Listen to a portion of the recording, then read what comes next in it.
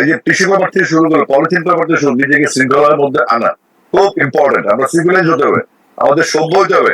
আমরা অসভ্য জাতিতে রূপান্তরিত হয়েছে।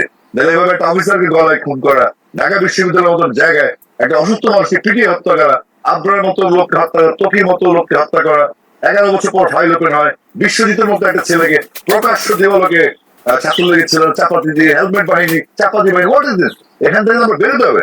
বেরোবার জন্য আমাদের এমন সিস্টেম করতে হবে, কঠিন আইন করতে হবে যেন আমরা আইনের ভিতর থাকি এবং আমরা নিজেরা সভ্য হই।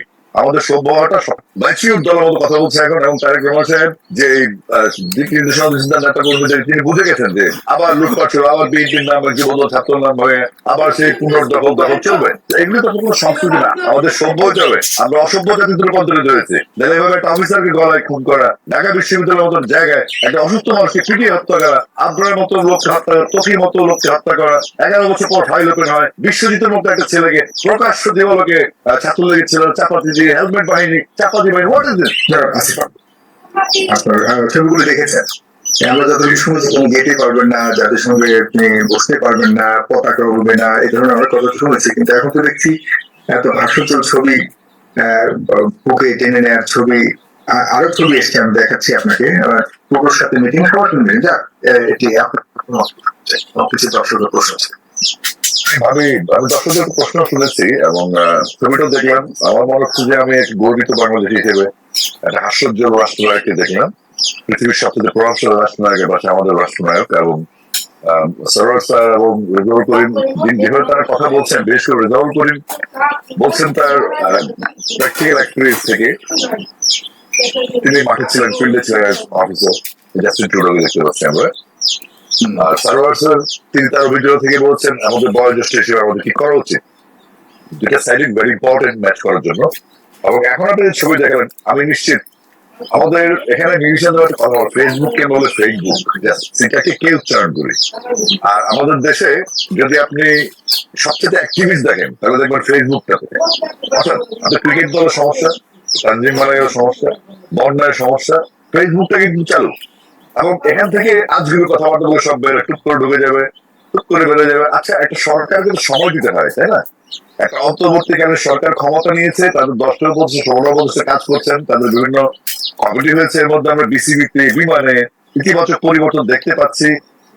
এবং তারা আমাদের দেশের মানুষ অভ্যর্থী জানেন, কয়েকদিন পর প্রতিদিন মন্ত্রী গিয়ে কথা বলবে, এই উপদেষ্টা ওটা বলবে, ওই উপদেশ অভ্যস্ত হয়ে গেছে টিভি মিডিয়াতে যে সমস্যা হচ্ছে ইংলিশ সাহেব কেন প্রতিদিন কথা বলে না, উপদেষ্টা কেন ডেলি লেকচার দিচ্ছে না। এটা আমরা একটা সংস্কৃত অভ্যস্ত হয়ে গেছি। তো আসলে তারা কাজ করছে একটা সংসদীয় কমিটি নিয়ে কাজ করছে, কতগুলো কাজ করতে হচ্ছে, কনস্টিটিউশন কনস্টিটিউন্সি প্রোগ্রেস আপনার। তো আসলে তারা কাজ করছে একটা সংসদীয় কমিটি নিয়ে কাজ করে আসিফুল স্যার তিনি, তাই কতগুলো কাজ করতে হচ্ছে, কনস্টিটিউশন কনস্টিটিউন্সি প্রোগ্রেস আপনার, প্রেসিডেন্সিয়াল ইলেকশন, পার্লামেন্টারি ইলেকশন, রাষ্ট্রের এই সংবিধানের সংশোধনগুলো কিভাবে আবার কারেক্ট করে নতুন পদ্ধতিতে কত চিন্তার বিষয় এখানে। আমরা একটা জিনিস খেয়াল করেছে, যেটা এনজিও কে আমরা ফিল করি, অনেক এনজিও লিডার্স এখানে আছেন, বলতে অলমোস্ট এনজিও লোকজনই এখন দেশের রাষ্ট্র ক্ষমতায় আসছে। এনজিওর ব্যাপারে আমাদের সন্দেহ হচ্ছে যেটা তাদের ম্যানেজ করার দায়িত্ব হচ্ছে 4টা ডিম লাগবে, 2টা ডিম খাওয়াবে কোনো মতে, আর 4টা ডিমের লস করতে থাকবে। আমার কথা হচ্ছে 3টা মাস আমরা ওয়েট করতে পারছি না কেন? এই সরকারকে অন্তত 100 দিন সময় দিতে হবে পৃথিবীর সিস্টেম। দেন আমাদের কিন্তু সেটা গভর্নমেন্ট তৈরি করতে হবে যে পলিটিক্যাল পার্টি গুলো ভবিষ্যতে রাজনীতিতে অংশগ্রহণ করবে, নির্বাচন রাজনীতিতে, সেখানে নির্বাচন, স্থায়ী নির্বাচন কমিশন, স্বাধীন নির্বাচন কমিশন, স্বাধীন পুলিশ প্রশাসন, স্বাধীন সচিবালয়, আমলা, এগুলো কিন্তু ফ্যাক্টর। একটা সময় আসবে যে আপনার এই ব্যবসায়ীরা রাজনীতি করবে কিনা, বা সেই আগের মতো গুন্ডাতন্ত্র 10 গুন্ডাতন্ত্র চলবে কিনা, আমাদের গুণগত মান কতটুকু পরিবর্তিত হবে নাকি, সে যে টিমে নিতাম সেই টিমের আবার 300 আসামি পয়দা করবো আমরা, 300 সংসদ সদস্য আসে হয়ে পালিয়ে যাবে। এই ব্যবসায়ীরা তাদের গুন্ডা পান্ডা দিয়ে রাজনীতি চালাবে, ভদ্রলোক, অধ্যাপক, শিক্ষক, আইনজীবী, যারা পেশাজীবী, বুদ্ধিজীবী, তারা নীরব ভূমিকা পালন করবে, তারা সরে যাবে রাজনীতি থেকে, সিভিল সোসাইটি টোটালি আউট হয়ে যাবে ইন্ডাস্ট্রি, পলিটিক্যাল ইন্ডাস্ট্রি থেকে। কিন্তু হতে পারে না। আমাদের গুণগত মান পরিবর্তন করতে হলে আমাদেরকে সেই ইয়েতে কাজ করতে হবে। কিন্তু আমরা ছোট্ট ইস্যু নিয়ে অনেক বড় ব্যাপার গড়ে তুলছি। আগামী 100টা দিন অলরেডি 37 দিন গেল, এর মধ্যে আমরা সংস্কারের যে প্রয়োজন সেটি আপনি কতটা, আপনি যে প্রয়োজন মনে করেন সংস্কারের জন্য তো একটা সময় লাগে সেটি, কিন্তু আপনার দল বা রাজনৈতিক দলগুলো যেটা চাচ্ছে যে দ্রুত সম্ভব যুক্তের সময়ের মধ্যে নির্বাচন দিতে হবে। আবার এদিক দিয়ে আপনার এই নেগেটিভটা একটা পক্ষ বলছে যে না, যৌক্তিক সময় বলতে শুধু যে 1 বছরের মধ্যে দিতে হবে, 1.5 বছর মধ্যে দিতে হবে, তা না, আরো বেশি সময় লাগবে, কারণ সংস্কারটা এত সহজ নয়। কারণ আপনি জানেন যে রাজনৈতিক দলগুলো সেরকম ভাবে প্রস্তুত কতটুকু নিজেদেরকে করেছে এ নিয়ে প্রশ্ন রয়েছে। কারণ সারা দেশেই ক্ষমতা যাওয়ার আগে আমরা দেখতে পাচ্ছি যে রাজনৈতিক দলগুলো দৌড়ঝাঁপ, চাঁদাবাজি, টেন্ডারবাজি বহু ধরনের অভিযোগ রয়েছে। এভাবে তো নির্বাচন করা খুব দুষ্কর হয়ে যাবে। আমি সেটাই বলছিলাম যে আমাদের গুণগত মানটা পরিবর্তন করতে হবে। এই 90% ব্যবসায়ী ইলেকশন করবে, নাকি দলীয় প্রভাবের দলীয় প্রধানের বা কোন কাউন্সিলিং ছাড়া কোন গ্রহণযোগ্য নেতা ছাড়া তারুণ্য বাসিত এই জং ধরা সেই সিস্টেম, বাবা এমপি ছিল ছেলে এমপি হবে, তার নাতি এমপি হবে, এই প্রক্রিয়া চলবে কিনা, নাকি কোয়ালিফাইড ক্যান্ডিডেট থেকে চয়েস করে কেন্দ্র কেন্দ্র সেট করা হবে যে পার্লামেন্টে আইন প্রণয়নের জন্য মানুষ পাঠাবো, পার্লামেন্টের ব্যবসায়ী বা ফেমাস হওয়ার জন্য লোক পাঠাবো না।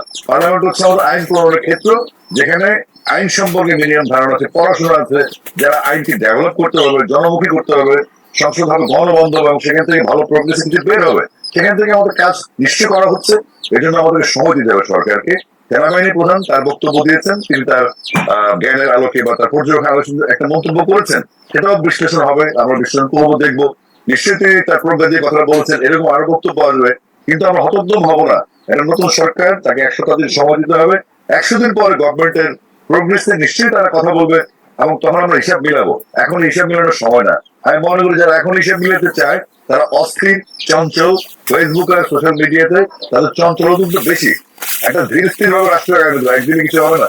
এবং গত 16 বছর ধরে কি দেখেছেন তাহলে আপনি যে আওয়ামী লীগের 16 বছর দানবীয় শাসন দেখলেন, তখন আপনাদের কি মনে হয় নাই যে দেশটা ঠিক নেই? তখন তো আপনার কথা বলেন নাই, তখন তো আপনি পোস্ট করতে পারতেন না একটা এলাকার পাতি নেতার ভয়। তো সেখান থেকে আপনারা আবার ফিরে যেতে চান, নাকি আপনার যে বক্তব্যটা এখন বলতে পারছেন সেই বক্তব্যটাকে সম্বোধন রাখতে চান?